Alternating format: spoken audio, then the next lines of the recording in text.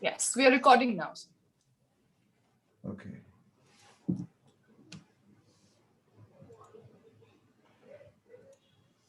Can you see my screen? Yes. Yes, we can. Oh, okay. Okay.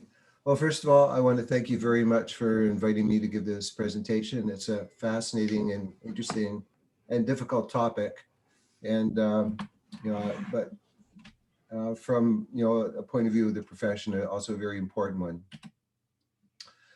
I know many of you probably already have a pretty good background in disaster risk and vulnerability, but I just wanted to start with a few comments about it just to sort of create a common understanding. The first one is when we talk about risk and vulnerability to disasters, it only has meaning with respect to the disaster you're talking about. So if you're going to say, are you vulnerable? Really, it only has meaning if you say vulnerable to what. And yes, there are some aspects of vulnerability which are very general and apply to most hazards. But really, you need to be specific in terms of the hazard you're talking about for the conversation to be meaningful. The second point I want to mention is that it's highly nonlinear. And nonlinear in a way which is quite different from many other social statistics. So we're used to dealing with normal distributions like the bell curve. But disaster distributions, whether it's risk or vulnerability exposure, typically follow fat-tailed distributions. As a result, the rare events are extremely important relative to the more common events. And when you have a fat tail distribution, which is one that looks like that curve I have up there, it's not only nonlinear, but the whole notion of means is not important. A mean gives you a lot of information for a normal distribution, but doesn't give you useful information for fat tail distributions. And often what's really important is having knowledge of critical thresholds that exist. Context is just very important for understanding risk and vulnerability. Unless you know the context, the cultural context, the social context, the environmental context, you're going to have an imperfect picture. And finally, there are certainly aspects of it which are fairly objective, like how many cyclones do you get per year, but also these things reflect what we care about. There are two sides to it, the more objective side, and I'll talk about this a bit more later, but also the values and subjective kinds of assessments that are part of risk and vulnerability assessments. So I just want to make those 4 points to sort of set up my talk and where we're going. So I've basically tried to pick out what I see as some of the most important aspects of doing risk and vulnerability assessments. I thought the first ethical issue is when not to do a risk and vulnerability assessment. It's an incredibly useful tool, risk and vulnerability assessments, and we have to do them. I mean, many places it's legislated, but it's just due diligence. But there are times when it's not appropriate. And if you're dealing with a problem which is a wicked problem or an ill-defined problem, then really it's not appropriate because the conditions that underlie doing risk assessments are not met. An example might be a good knowledge of probabilities or consequences if there's high uncertainty or a stakeholder disagreement. And in those sorts of situations, it's more appropriate to incorporate the precautionary principle, which is more of a philosophical, ethically based approach to dealing with risks, and addresses issues like burden of proof, distributions of power, duties, and social justice. So I would say that's the first kind of ethical issue that should be addressed.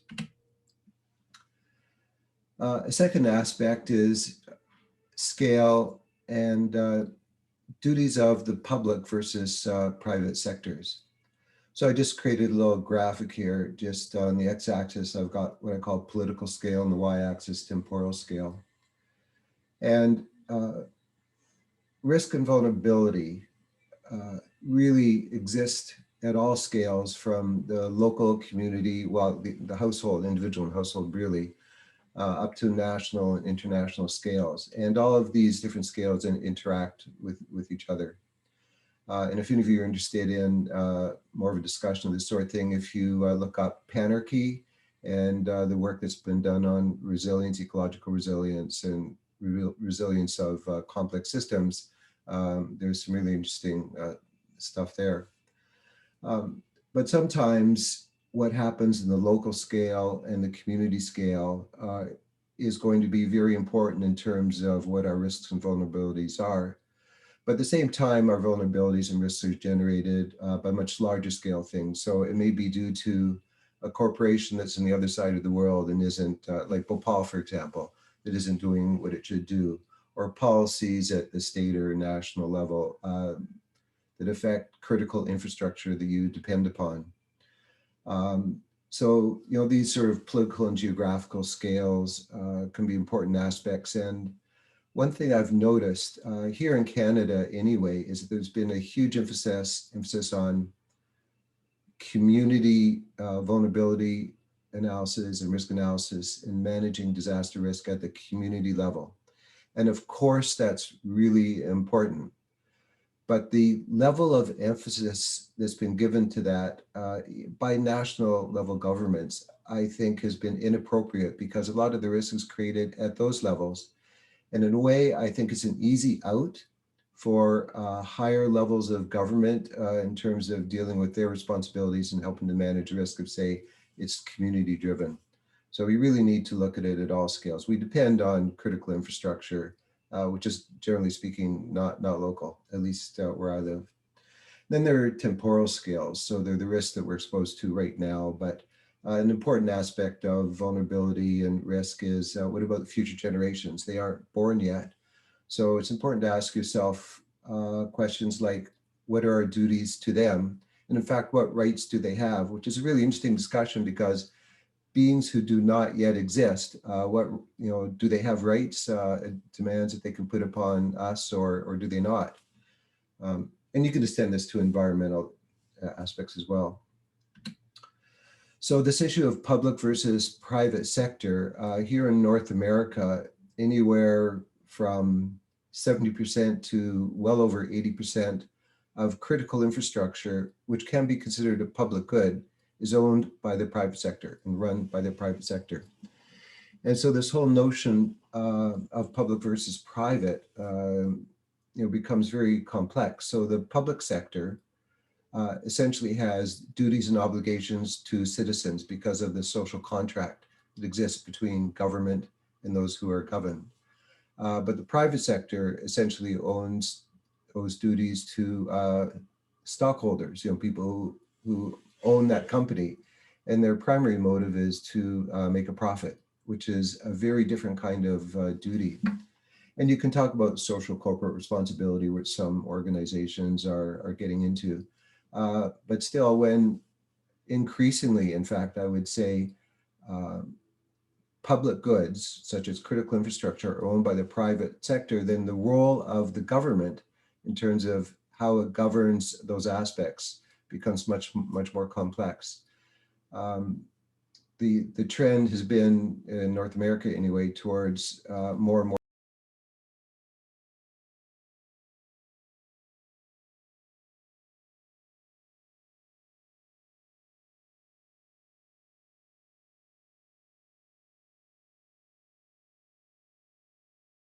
I don't think the private sector is the best solution to everything. It creates an ethical tension, an ethical conflict when private sectors run public goods, whether it's a pure public good or an impure public good. So that's an ethical issue, and deals with distribution of power, accountability, and social justice. I wish I had more time to talk about some of these things, but I only have 20 minutes to do this presentation. So the next ethical issue is just to say that doing these exercises, assessing risk and vulnerability, is not an objective exercise. And there's one quote by Paul Slovic, who's written a lot of material on risk and risk perception. He's got a couple of good books out you might want to look up if you're interested. So whoever controls the definition of risk controls the rational solution to the problem at hand. And I think that's a very important notion, because when we do a risk assessment or a vulnerability assessment, I'm using these terms kind of simultaneously as, vulnerability is one component of risk.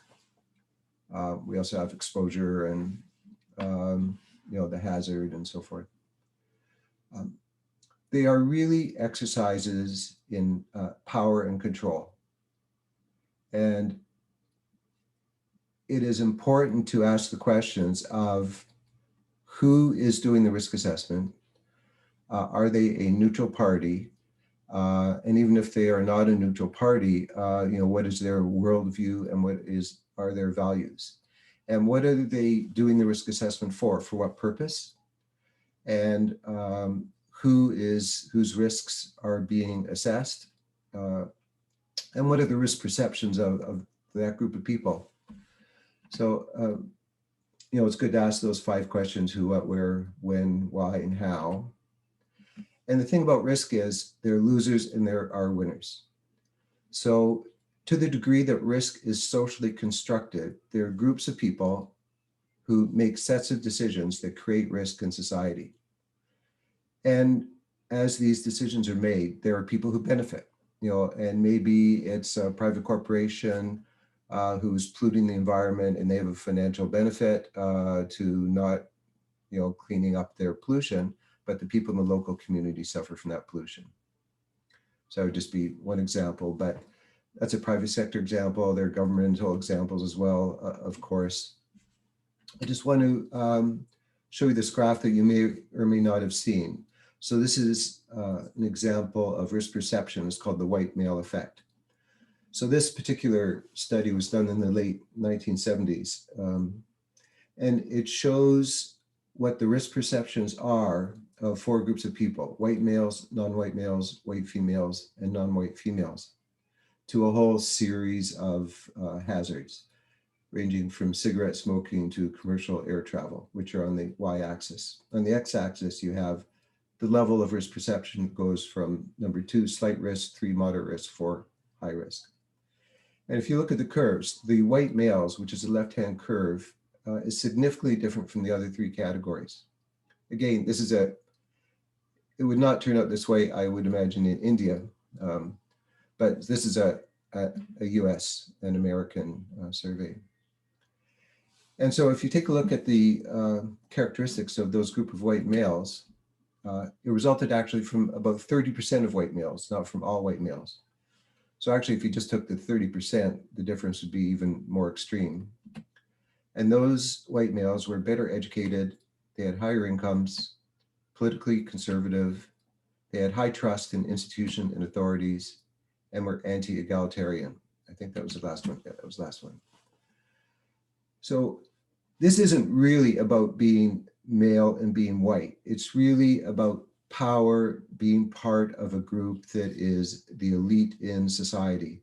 So if you did this in Sri Lanka or some other part of the world, you could get a similar curve, but it wouldn't be white males, as long as you segregated it by those people who are in positions of power and wealth and authority, the elites in society, and coincidentally are the same group who are those who construct risk. So why is this an ethical issue? It's an ethical issue because what you have is this divide in society between those people who create risk and those people who suffer the negative consequences. And those people who create risk have just a different risk perception, and this affects how they carry out any potential duties and obligations to society as a whole. So this is structural in nature, and any country or society that has larger divisions between the wealthy and the poor will see this in a more pronounced way. Now, I did see a more recent graph of this. This was done about 40 years ago or more. In a more recent graph, the difference between white males and the others seemed to be diminished to me.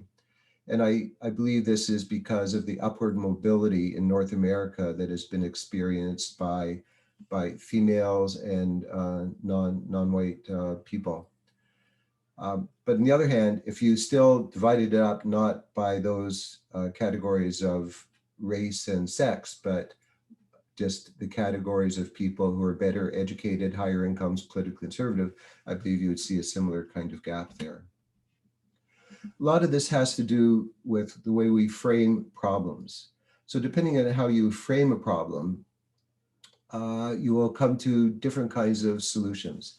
And the way we frame problems is a function of our worldview, our values, and the degree to which we benefit from the creation of these problems. So if you're making a lot of money off of something, as you create a risk, then you're going to see it as a lower risk because you're benefiting. And this is just a little figure that I like, is that person, figure didn't show up. So is she turning to the left or to the right? And it just depends how you're looking at it. If you want to read more about frame switching or framing, there's work by Kahneman, a Nobel Prize winner, who talks about this more. And framing can result in biased judgments. And since you're students, I thought you might enjoy this particular graphic. So that's a very bright student who is framing an issue in a very good way for him in terms of not doing his homework. The teacher would frame it in a very different way. And as you frame issues, you enhance voices or you silence voices. So in a risk and vulnerability assessment, the question of whose voices are speaking and being heard are critical. And there are various ways running from methodologies to the metrics that are used that enhance voices or silence voices. And to ask the question of whether there is an other involved in this process who exists, they're there, but they're not being heard, and they are invisible or uncared for, then that is an important ethical issue. And a very cultural issue. Some cultures will have strong gender differences, for example, and men's voices will be heard to a much larger degree than women's voices, or it may emphasize, a political difference or a racial difference or a religious difference.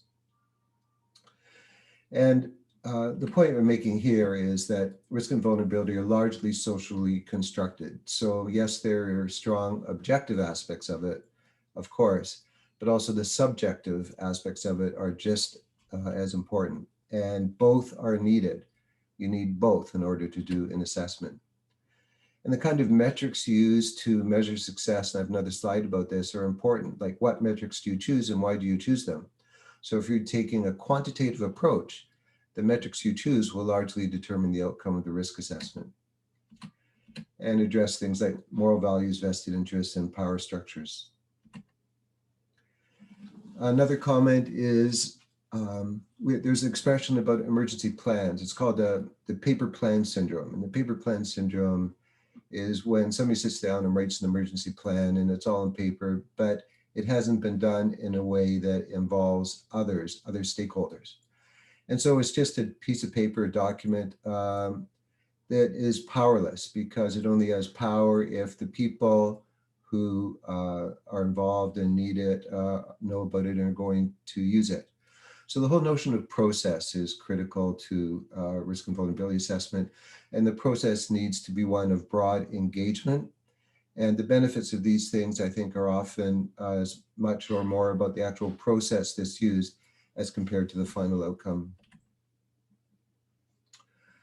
The next issue is about responsibility. There is a large literature on risk assessment, which mainly exploded, I would say, starting in the middle of the last century. And there's a large literature on ethical decision-making, which goes back thousands of years. If you take a look at these two literatures and the degree to which they overlap, they overlap a tiny, tiny amount. There's almost nothing, only a few papers really written on ethical risk assessment. And I think this largely has to do with the intellectual tradition that the two come from. So one comes from an ancient stream of philosophy going back certainly to the ancient Greeks and Chinese and so forth, whereas risk assessment essentially developed from the insurance industry, from the engineering profession, and from finance. And as it came from these particular professions, it came from a very quantitative approach. It was basically about money before it transferred over to engineering and other places. But it didn't have the background in ethics and morality. And so these two literatures, which are really two sides of the same coin, really haven't integrated to a very large degree. And I think needs to happen to a much greater degree. And it is beginning to happen. And this is just a quote I came across that I thought was a very, very good one by an emperor of Ethiopia. A fourth ethical issue, depending on how the assessment is being done, is treating people as things. So one of the common approaches in doing a risk and vulnerability assessment is to look at all the demographics and statistics in the community. For example, you might look at how buildings are constructed, number of buildings of type A, number of buildings of type B, how many old age homes, how many bridges, how many roads, how many water plants, and so forth. And create a kind of taxonomy of items that can be damaged during a disaster. And if one of those things is like the number of people exposed to floods, for example, then essentially people you create an equivalence between people and things. Now, I'm not saying this isn't a useful exercise to go through. Of course, it's a useful exercise to go through, and you need to do it. At the same time, you need to be aware that people are getting lost in this process. And when you create this equivalence of things with people, then from an ethical point of view, it's useful in a utilitarian analysis. But if you doing a deontological analysis, it's denying people agency and treating them as a means to an end opposed to an end. And therefore that can be an ethical issue. And so it should be augmented by other analyses as well that consider people as people and duties that are owed to them. What metrics are used are critically important, and metrics are underlined by values. Virtually every risk analysis that I've seen, for example, when it assesses risk and is looking at empirical data, like the history of events that have happened, will look at total economic damage. Excuse me. When you look at total economic damage, you are biasing your risk analysis to those people who have a lot of wealth. And that is a metric that is, well, in fact, it's almost invariably chosen. Another potential metric would be the amount of damage as a percentage of wealth. So $1,000 lost to a poor person could be everything, whereas $1,000 lost to a millionaire or a billionaire is nothing. So if you use the metric of damage, which is normalized by wealth or income or GDP or something like that, you actually flip and reverse the importance of the wealthy as compared to the poor. So the metrics that are being used should be, at the very least, transparently discussed, and the values that underlie them expressed. So I'm not saying it's wrong to use total economic impact. It all depends on the purpose of your risk assessment. And if that's a metric that suits the purpose, then that's fine. But at the same time, every risk assessment should have, and especially disaster risk, should have an ethical component that discusses the methodology, the metrics that are used, what the ethics and values are, the result from those particular choices, and how it biases the result of the assessment in terms of its outcomes. I've yet to see a risk assessment that does that. And I think this is one of the singular major flaws in how risk and vulnerability assessments are done within our profession. Other issues are like, what is the value of life? So if you're looking at a multi-metric kind of assessment, you're going to be looking at people who are injured and died and economic consequences. So how do you balance those two things off? And in fact, are all lives of equal value? Many people say yes, but a lot of people say no. We value some lives more than others, like a humanitarian versus a criminal, for example. Or an elderly person compared to a child. The child has many years to live. So should we give greater value to a child as compared to an elderly person?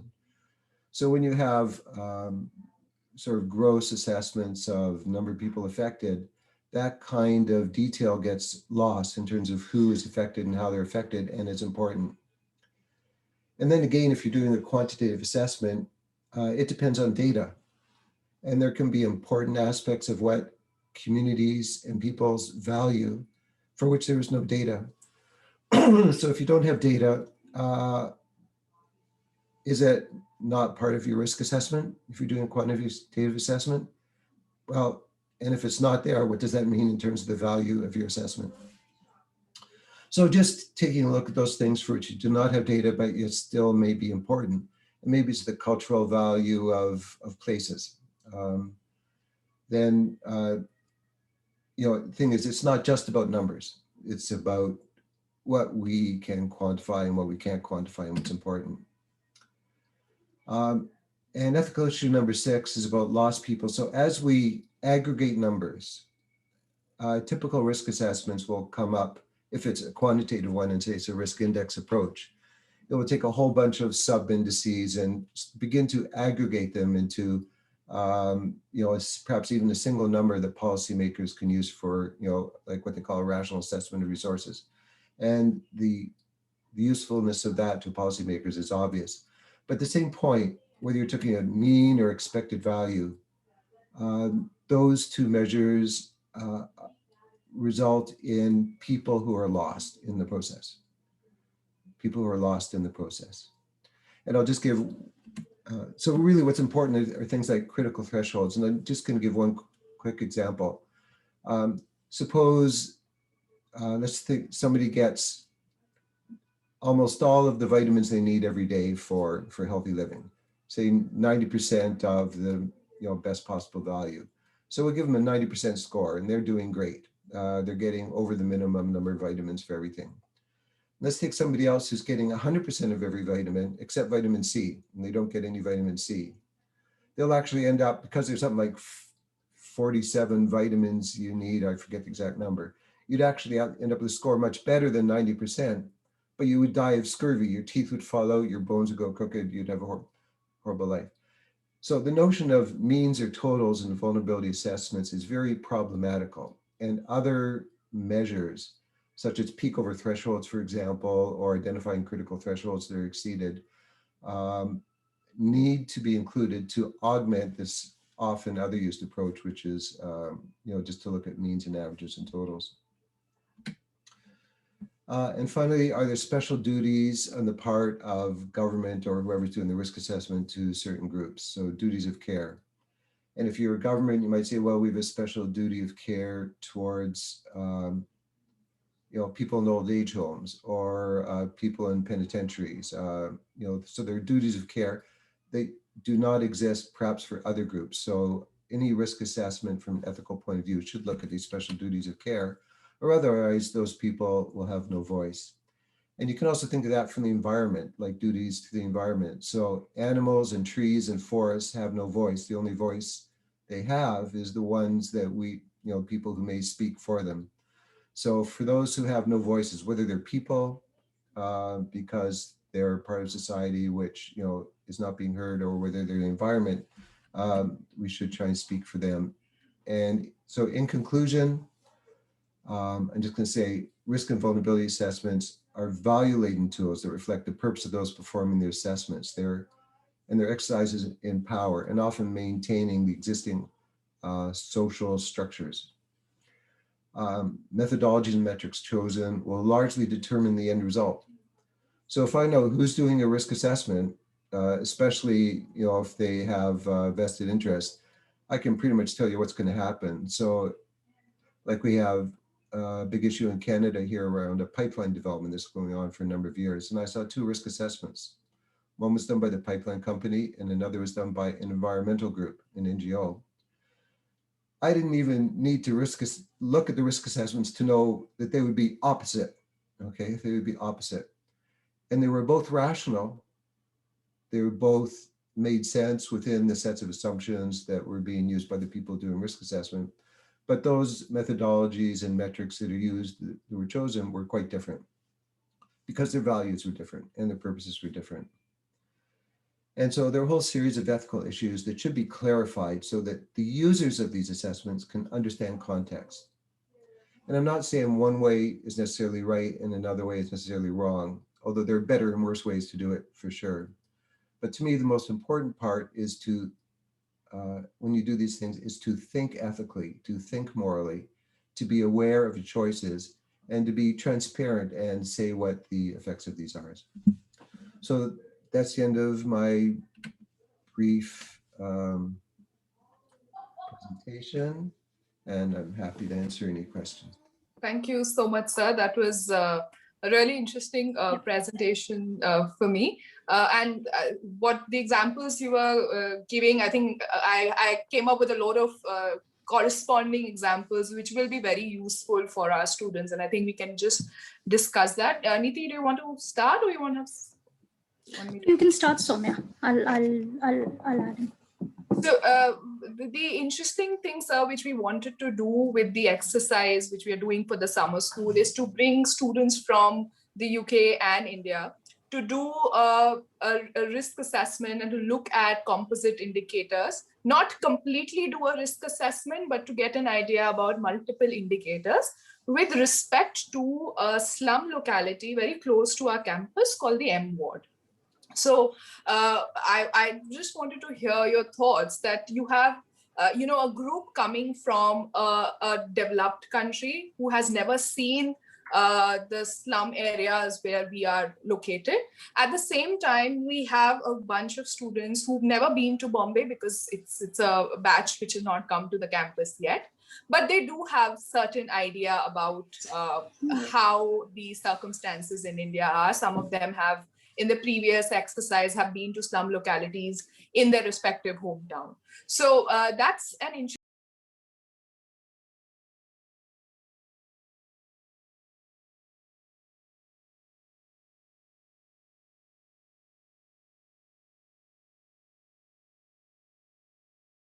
Just want to hear your thoughts on that.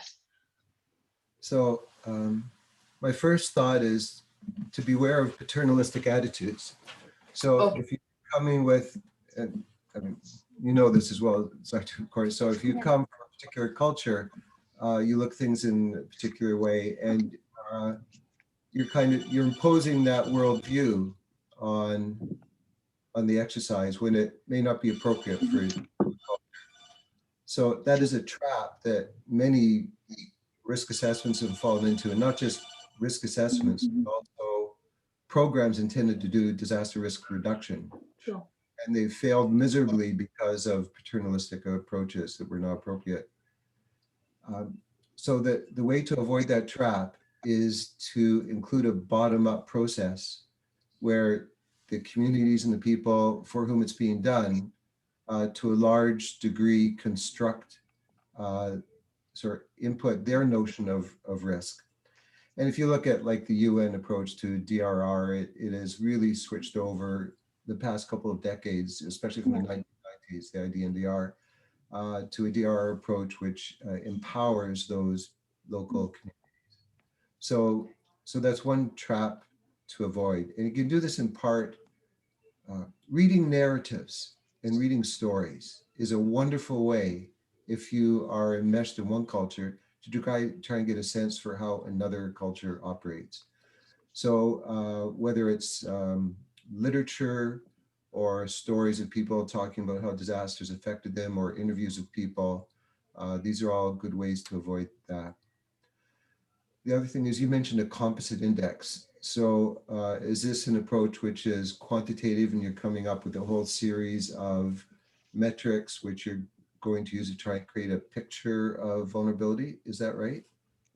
So yeah, so what they've done is, in the first week, they've already looked at various not theoretical approaches, but like more of a qualitative way of defining vulnerability, trying to understand an event tree and various indicators of vulnerability. Now they are going to see that, the indicators of vulnerability that they have understood from based on their theory, on their readings and discussion, how much of that applicability is already there on the ground. So there are indicators. So there are data sets which we have already done from TIS beforehand.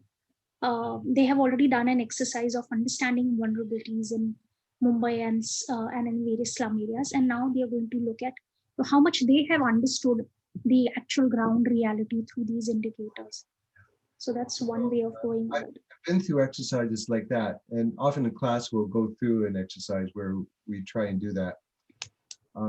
One of again, the individual layers are exercise to go through, but the traps are in aggregation. The traps are in aggregation. So if, for example, you mentioned weightings, how do you weight one? How do you weight a single parent family versus Exactly. people who can't swim and live in the floodplain? Mhm. There's actually no way to weight these. There's no way to weight them that is meaningful, because different people will come up with different weights and it's purely subjective. So when you begin to go through an exercise in weighting and aggregating, it's like counting the number of angels who can dance on the head of a pin. It increasingly becomes an exercise that is meaningless. And it's just a process to come up with a number so you can say you did it, as opposed to something which is useful. In a sense, risk assessment is not scientific because it cannot go through the process of validation. So in science, we say, okay, we'll create a hypothesis and we'll test the hypothesis. If you do a risk assessment, you come up with some numbers, it's untestable. So in that sense, Mhm. science is a component of what we're doing. It's not a scientific process. So how can you get around this? And I think the way to get around it is just simply not to aggregate and not to try and give weights, but to provide the information to the community at the individual layers. And there's some nice ways of doing this. There's something called the environmental something index.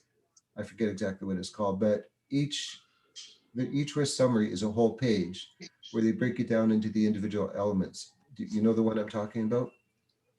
And so it provides a snapshot of where the particular exposures and risks are at each individual layer without simply giving an aggregate number. Yeah, that's just my first reflection, my reflections on that. Sure. So Thank you yeah. for that, sir. Just to get more example and your thoughts on this, you were mentioning about special duties and how at certain aspect we miss out on important elements which we could have covered within, we should have ideally covered in the risk assessment. So do you think undocumented people, especially if you're looking at the slum locality which we have selected, we have this is an area where a lot of migrant population coming from different parts of the country come in and settle. So they are not documented. They are not, therefore, not entitled to social welfare schemes, which the government has functioning at a state level. So there is a tendency from the government side as well as from the civil society to really miss out on this group. So would that be a suitable example for the aspect you mentioned? That would be a perfect example. And again, it depends on why you're doing the risk assessment and for whom and for what purpose. Of course. So it could be if you might be doing it for a government agency and not including people is appropriate for what you're doing, in which case, the very front of the risk assessment on page 1 and in the executive summary, you should say, this group of people has not been included in this risk assessment for this reason. And therefore, the risk assessment is appropriate for, say, set of purposes A, but not for B. So, I mean, one could make a value judgment that if those people are excluded, then it's like a terrible risk assessment and it's ignoring the lives of people and all lives are of equal value. But that comes from one set of ethical values. Yes. And there are many sets of ethical values that are different, but not necessarily wrong. And as long as you acknowledge them and have transparency, then I think what you're doing is okay. Also, sir, that also brings me to the point of what you mentioned about public and private sector, that we tend to see that whether it is the private sector as well as the public sector in India, there is a tendency to miss out on these undocumented people or the migrant population with the government as well as in the private sector in India. with the private sector, as you clearly pointed out, that it's a very complex setup with respect to their loyalty and their responsibility to their stakeholders. But with the government, and especially in a developing country like India, where the standards of accountability are not as high as some other countries we could see. We do have natural disaster, recurring disasters, where there are government documents which have recognized that the government has failed in certain circumstance, and there's no level of accountability associated with that. So would that be also an important consideration when we talk about public and private sector and their responsibility? Because what you mentioned about the private sector is that the responsibility is shifting towards the private sector. At the same time, the public sector is losing out its responsibility under social contract. But what we see in our country is that we continue with that government control, especially in the disaster sector in terms of response. We still see the government's role to a large extent, but we don't see any accountability. So there is an argument coming up that if the government is not accountable, let's move to the private sector. Let's move to more intervention of private sector, and that's where, which is somewhere associating with what's happening in North America as well. Although we do see in US with FEMA, the government still has a considerable amount of control. But the argument in our country seems to be that we need to move towards more private sector.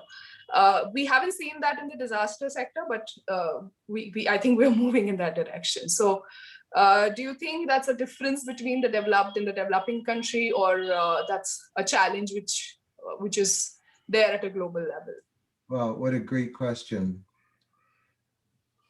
I probably need to think about this a lot more, but I can give you my intuitive response. And I live in Canada, in North America, and so that my experience is mainly here, not in a say, developing world. And I think moving to the private sector hasn't worked out too well for us. So the private sector, and yes, there are some people who are idealistic and so forth, but it's mainly driven by financial interests and economic growth. And so those are antithetical, I think, to what you're talking about. It hasn't worked out well for us, and it has created increases in the gap between the wealthy and the poor, and I think has resulted in negative consequences for society in terms of our disaster risk. Now, the government has a vested interest towards those people who can vote and those people who can donate money to political parties. True. And so you're talking about the undocumented migrants are neither of those.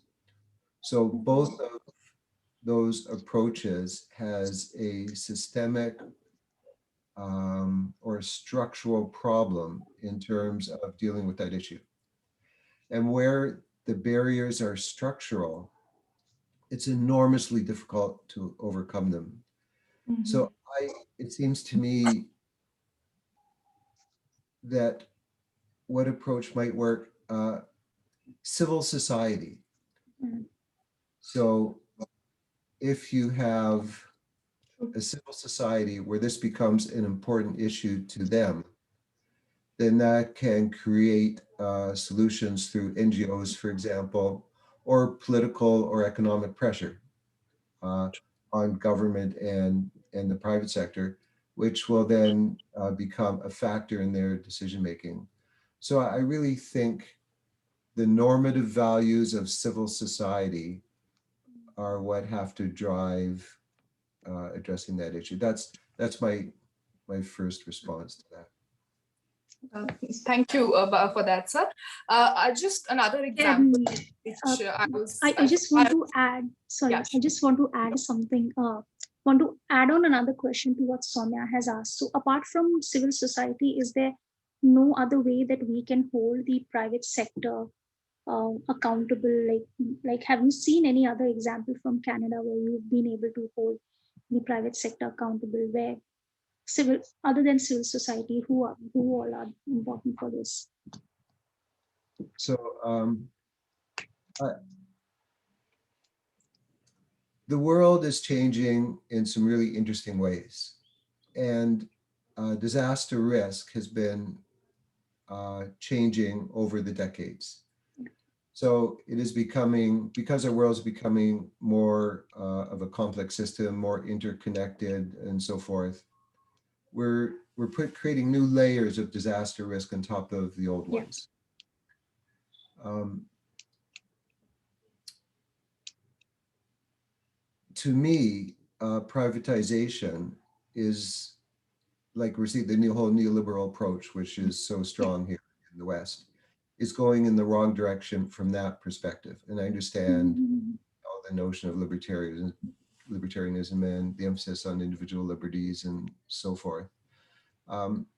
But as the private sector becomes more important in the construction of risk for communities and peoples, I see the need for a larger role in government to monitor and control the private sector in terms of how they manage public goods.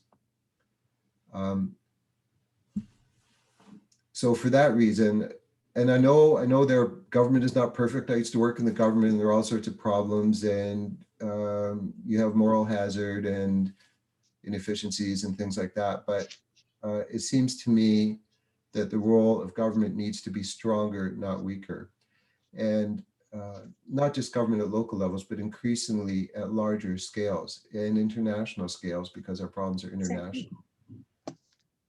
Um, I'm not sure if I'm losing the. Could you ask that question one more time? I think I'm starting to get lost in the answer. No, I think that's perfectly. So I just added on to what Soumya was asking, that we are talking about accountability, and but like apart from CSOs, doing the civil society organization, don't we have any other way of fixing the issue of accountability?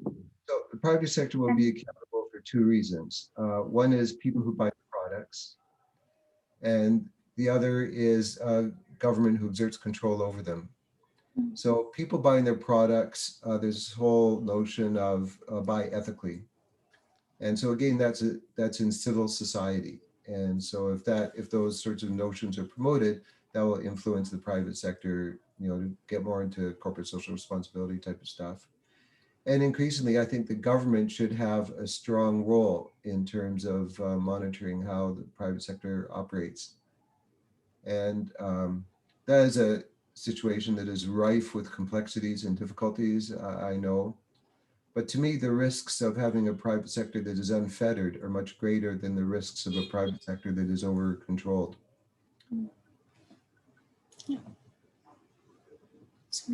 How on earth are we going to deal with climate change and issues like Exactly. that if we don't have a broad global coalition of government and private sector and civil society? True, true, true. So just two questions from the paper which you've shared with us. So you've talked about the difference between ethical risks and moral hazards in your paper. So I just wanted to, if you could draw out the distinction between these two in the context of COVID, an example during COVID times, maybe from Canada, that would help students understand the difference between ethical risk and moral hazards much more in a much more clear manner. Okay. So a corporation that behaves badly and immorally and say goes bankrupt, that's ethical risk. So they've behaved badly ethically and they have suffered as a result. So maybe it's been malfeasance or corruption on the part of their senior executives or whatever. And ethical risk, and politicians too, like politicians behave badly, that can destroy their careers. Although if you look at Trump, maybe not, I don't know. So little value to throw in there, sorry. Moral hazard is something quite different. So moral hazard refers to being benefited by having, okay, it deals with the socialization of risk. So the socialization of risk is something like Medicare, where you have a government program that helps everybody. And disaster assistance schemes are similar, whereas if you suffer a disaster, we will compensate you for your loss. So if you live in a society with Medicare, maybe you don't worry so much about being a smoker or doing activities that are high risk because you like them, because, okay, if I'm injured, I'm not going to go bankrupt. My medical care will be paid for by the government. If I break my leg or if I end up in hospital. Maybe it's okay for me to live by a floodplain because if I get flooded, the government's going to pay for rebuilding my house. That's socialization of risk. And that encourages people making risky decisions. Yes. So that's what moral hazard is about. And it's a real problem for the insurance industry. So they have to be careful of that. So because as a society, well, society I'm in anyway, we have a Medicare system and we're socialized to we're a mixture, but we have a lot of social programs. So it creates moral hazard inevitably. And the position you have to take is that it is more important that we have a society which cares for the vulnerable and takes care of its citizens than it is to have one which doesn't suffer from moral hazard, but just lets people fail. So it's sort of the price you pay for having a social program, which is to the benefit of society and people overall. Thank you for that, sir. One question I had from one of the subparts which you mentioned in the paper was with regard to considering emotions when it comes to assessment, when it comes to decision making. In the context of emotions, are we moving into a direction where the idea of affective equality, which looks into solidarity, which looks into love and care, comes from a very strong feminist background of affective equality? So would you suggest that we need to move into that direction where we kind of integrate this isolated idea of affective equality with disaster justice as well and disaster decision making? We need both sides. If we're strictly cognitive machines, then that's, well, number one, we're not. Yeah. Number two, if we try to be, then you can end up in a horrible place. But at the same time, if you just use your emotions, then society would disintegrate into everybody fighting with everybody. So you really, you need both. You need both. So we need to have, I think, excuse me, analytical processes in place that we use to try and understand the ethical and moral aspects of situations. And at the same time, we need to recognize the importance of our feelings, of love, of caring ethics, like you're talking about from that feminist tradition. So women like Gilligan, for example, were extremely important in terms of, I think, identifying the problems with the traditional Western approach to ethics, which is very much rooted in just logic and rationality and acknowledging the importance of feelings and emotions. So I think it's our, and different, you know what, this gets so complicated. If you come from a strong faith-based background, you're going to have one perspective on it. If you come from a more secular background, you're going to look at it differently. But we all have intuitions and feelings and notions of what is right and wrong. So we need to take those values, those worldviews, and inject them into an analytical process, which allows for us to create a rigor to our ethical decision making. So I see, like, which is more important to your car, the wheels or the engine? Okay. Niti, do you want to add more questions? Yeah, I was just so going through your the discussion that we had in your presentation, and we've spoken about the various 7 to 8 ethical issues over here. Which issues do you think are more would stand out more in a developing country like, or a middle and low income country like India, and which are more like, which would you say are not applicable or would take a backseat? Can you give? So I was just listening to you and I was saying, okay, these are like globally applicable, but what would be like more applicable to scenario? my first thought is you guys would be much better able to answer that question than I would. And if I tried to, I would be falling into the trap of paternalism, Okay. and speak about a culture for which I really don't know that well. So I'm going to leave it to you to answer that question. So, do you want to answer that question? No, I actually felt that all of them do apply. The level and the issues which you consider would vary in Yeah. a developed and a developing country. But all these points which Mhm. Sir has raised will definitely apply in a developed and developing country.